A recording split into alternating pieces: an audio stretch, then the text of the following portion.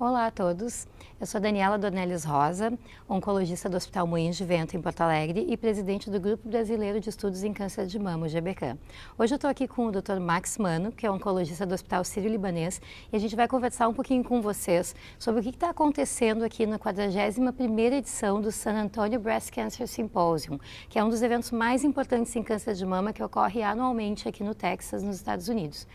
Esse ano, uma das principais apresentações do Congresso foi um estudo bem importante do qual o Max participa e vai falar detalhadamente para nós, que abordou o câncer de mama HER2 positivo. A gente já sabe que historicamente a gente tem vários estágios de tratamento, então a gente trata o câncer de mama HER2 positivo com trastuzumab há muitos anos no contexto metastático, na adjuvância.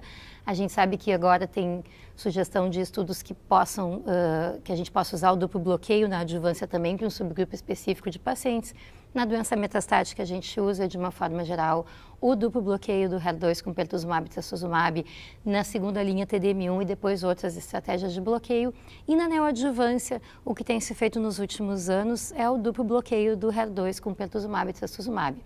Mas o que tem de muito importante, que provavelmente seja o estudo mais importante de todo esse congresso, é o resultado do KATHERINE, que o Max então vai conversar conosco e dar mais detalhes, que é o uso de bloqueio do HER2 após quimioterapia neoadjuvante.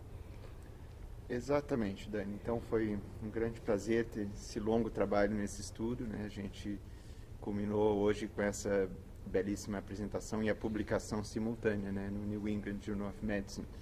Então esse estudo, eu entendo que ele é de grande relevância. Acho inclusive que desde os estudos do trastuzumab, lá já quase 15 anos atrás, né, é o estudo mais importante, é um estudo que mais vai mudar a prática clínica desde então. Então, o estudo KATHERINE é um estudo de pacientes com doença expressando HER2 positivo, todos eram testados centralmente, foram confirmados, né? E eram pacientes com doença localmente avançada, que eram candidatos a um tratamento neoadjuvante. Então, os pacientes receberam um tratamento neoadjuvante padrão, com quimioterapia, que era meio padronizada, mas parcialmente. Parte era escolha do médico. Tinha o mínimo que deveria ser feito, e o mínimo era ter pelo menos 9 semanas de taxano. O resto era mais livre. E o esqueleto, né, de terapia anti-HER2, que era obrigatório. Pelo menos o trastuzumab, mas podia ter um segundo agente. Então, na época, não era tão comum o uso do duplo bloqueio. Então, nesse estudo, somente 80% dos pacientes receberam trastuzumab, somente 20% receberam duplo bloqueio com pertuzumab. Então, após a cirurgia, se analisava o anátomo patológico, se tinha resposta patológica completa, o paciente não era elegível. Se não teve, então era doença residual, aí entrava a investigação. E importante que a doença residual na mama ou na axila, né, que foi avaliada. Na mama ou na axila, exatamente. Então, qualquer uma das duas servia, né? Qualquer tamanho de tumor residual invasor, né? Não poderia ser in situ. E aí os pacientes eram randomizados para usar ou o trastuzumab por mais 14 ciclos, ou então o TDM1, o Kadcyla, por mais 14 ciclos. Então, a mesma duração de tratamento. Nós vimos que foram praticamente 1.500 pacientes, né, enrolados ao longo de um período relativamente curto, né? O estudo terminou o recrutamento antes do previsto. E, bom, os resultados foram reportados hoje. E, na verdade, considero esses resultados transformadores. O desfecho primário do estudo era recidiva de doença invasora ou metastática com 3 anos. E isso era uma análise preliminar, uma análise interina, mas foi sugerido a divulgação dos resultados por causa da importância. Então, nós vimos que o ganho absoluto foi de 11%, passando de uma sobrevida livre de doença de 77% no braço controle para 88% no braço experimental. Então, uma diferença dessa magnitude, na verdade, nem os estudos do trastuzumab chegou a tal grau de diferença, né?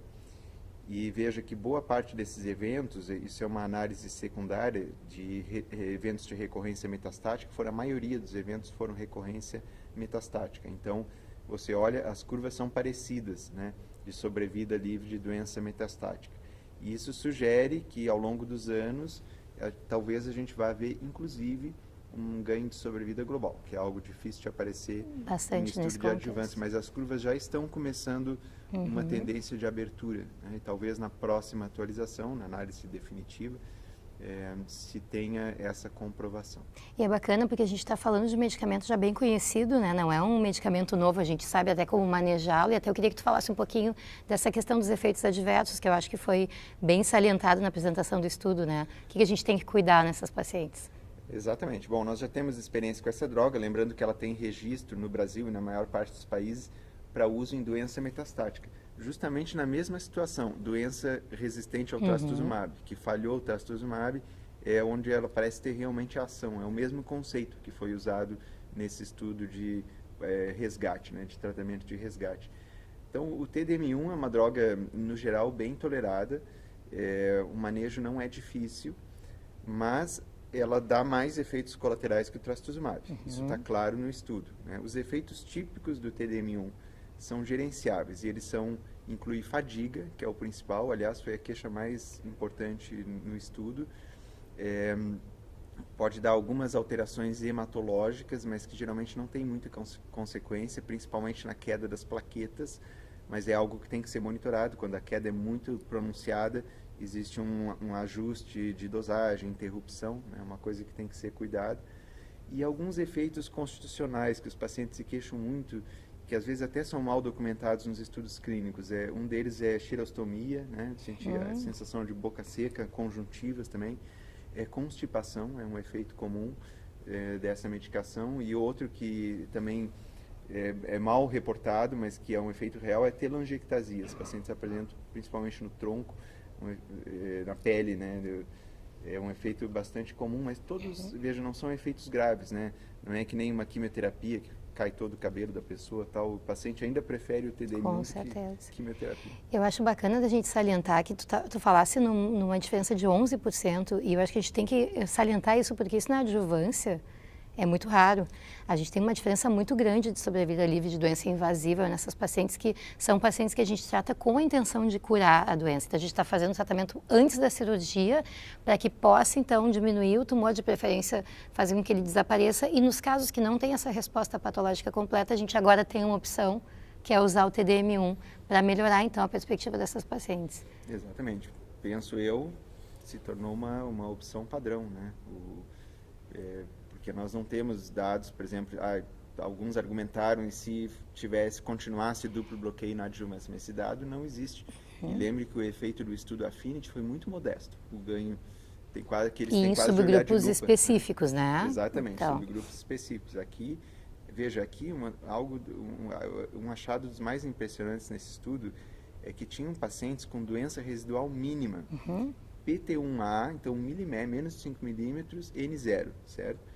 E mesmo assim teve efeito nesse grupo. Teve uma redução de 40% do risco de recorrência. E o que eu achei bacana também, que eu acho que vale a gente frisar, é que na inclusão, incluíram pacientes com estágio T1C, porque era T1A e T1B que eram excluídos, né? Então, T1C, então, se a gente for pensar, são tumores pequenos que podem entrar na neoadjuvância. Então, isso também é uma mudança de paradigmas, da gente dizer que só pacientes com doença um pouco mais localmente avançada que vai fazer neoadjuvância. Hoje em dia, a gente está vendo que a biologia molecular dos tumores, ela é muito importante para a gente definir isso também. Então, talvez valha a pena encaminhar pacientes com tumores mais iniciais, menos avançados para a neoadjuvância. Com certeza. Foi, né, o que o palestrante comentou, isso vai levar a uma mudança na prática clínica. Com certeza. Ou seja, um maior cuidado, porque no momento que o cirurgião operou um paciente desse, devolve ele operado, acabou a chance. Não tem a mais gente vai ter que seguir os estudos exatamente de adjuvância. Então, assim, vai ter que ter uma boa documentação do estágio da doença, da situação axilar, porque esse paciente tem linfonodo comprometido, é uma indicação absoluta de fazer quimioterapia pré-operatória para poder usar esses dados, né? Então, eu acho que vai restar para a cirurgia imediata aquele caso muito inicial. N0 bem documentado, né? N0 bem documentado e com um tumor muito pequeno, né? T1, aí, acho que ainda vale a pena fazer a cirurgia para ver se ele se enquadra no estudo APT, né? Para poder menos quimioterapia. quimioterapia, né? E o que me chamou a atenção também na discussão, principalmente do Eric Wiener, foi de o que a gente faz com os pacientes que fizeram, então, o duplo bloqueio. Vocês têm 20% desses pacientes no estudo e, mesmo assim, foi benéfico fazer o TDM1 nesse subgrupo específico de pacientes, né? Isso eu acho legal da gente discutir, porque era uma dúvida que eu tinha antes de ver os resultados finais do estudo, assim, tudo bem, mas agora que o duplo bloqueio na neoadjuvância já é tão difundido, será que a gente tem que fazer TDM1 para essas pacientes? Mas pelo jeito sim, né? Sim, eu acho que sim, graças a Deus que se incluiu esses 20%, porque isso pegou uma época que o uso do bloqueio não era tão comum. Exato. Então isso começou a ser flexibilizado e acho que até deu uma informação bem rica, porque é idêntico. O ganho com o TDM1 é idêntico nos dois grupos. Isso é bom. E eu acho, inclusive, que a pergunta é o contrário, porque, veja, pacientes que receberam só trastuzumab, sendo bloqueio, e foram resgatados com TDM1, tiveram quase 90% de sobrevida livre de recorrência. Então, eu me pergunto se essa droga, eventualmente, não vai poder nos ajudar a ver quem realmente precisa de duplo bloqueio. Mas isso é uma outra questão para um outro estudo, né? Eu acho que no momento a gente quer usar todas as opções que tem. Eu acho que eu não deixaria de dar um duplo bloqueio na neoadjuvância, mas que dá para se fazer essa pergunta, dá. Com certeza. Muito obrigada, então. Obrigado, El. Obrigada.